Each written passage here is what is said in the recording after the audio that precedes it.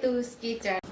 તો કંઈ પણ શાક ખાવાનું મન ન થાય ઉનાળામાં તો આ જોરદાર આઈડિયા છે। અહીંયા આપણે એક ડુંગળી લઈ લીધી છે, એક લસણનો ગાંઠિયો ફોલી લીધો છે, લીલા ધાણા છે, 2 ચમચી દહીં અને મુઠ્ઠી જેટલા માંડવીના બી છે। બાકી મસાલાની અંદરથી જે મસાલાની જરૂર પડશે એનો ઉપયોગ કરશું અને સિંગ તેલ છે। તો ચાલો આપણે શરૂઆત કરી દઈએ। તો અહીંયા આપણે ખાંડણી લઈ લીધી છે, એની અંદર આપણે લસણ ઉમેરી દઈશું, ડુંગળી પણ ઉમેરી દઈશું, માંડવીના બી ઉમેરી દઈશું,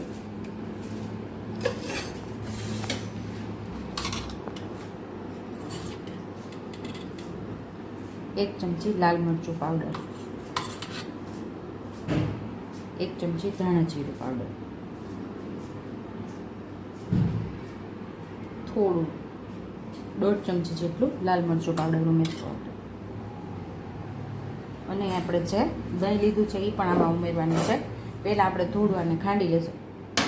મીઠું આપણે લેતા ભૂલાઈ ગયું, તો સ્વાદ મુજબ આપણે મીઠું ઉમેરી દઈશું। મીઠા વગર તો સ્વાદ ના આવે, તો થોડું ખાંડી લેશું અને આપણે દરદરું ખાંડવાનું છે।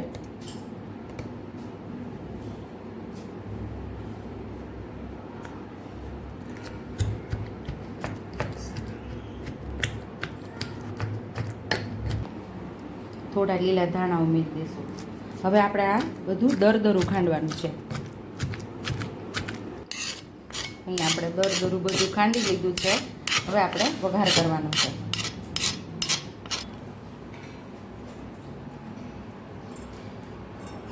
અહીંયા એક નાના ચમચા જેટલું તેલ ઉમેરેલું છે।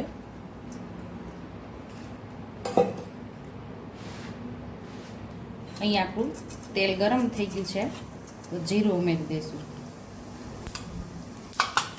જીરું ફૂટી જાય એટલે તરત ચપટી હિંગ ઉમેરી દઈશું। ખાંડેલી આપણે ચટણી ઉમેરી દઈશું।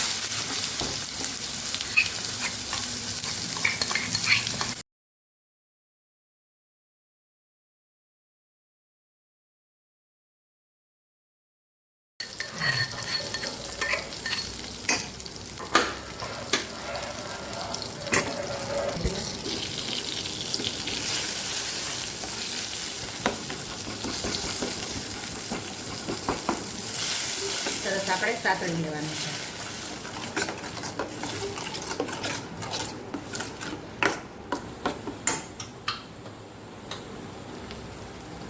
પાંચ ચમચી જેટલી હળદર ઉમેરશું।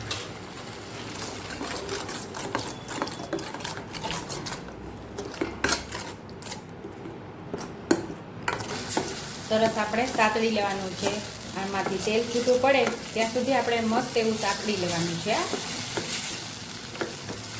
આ ચટણીને તમે રોટલી સાથે, ભાખરી સાથે કે પછી રોટલા સાથે પણ ખાઈ શકો છો, અથવા તો તમે ભાત સાથે પણ ખાવાની ખૂબ મજા આવે છે। કંઈ પણ તમને શાક બનાવવાનું મન ન થાય તો તમે આવી ચટણી બનાવીને ખાઈ શકો છો।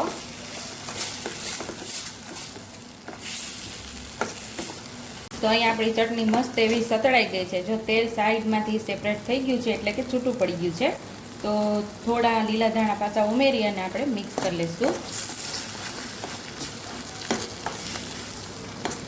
આ ચટણીમાં લીલા ધાણાનો સ્વાદ બહુ મસ્ત એવો લાગે છે, એ તમે ખાસ ઉમેરજો। હવે આપણે સર્વિંગ પ્લેટમાં આ ચટણીને સર્વ કરી લઈશું। આપણી ચટણી તૈયાર થઈ ગઈ છે।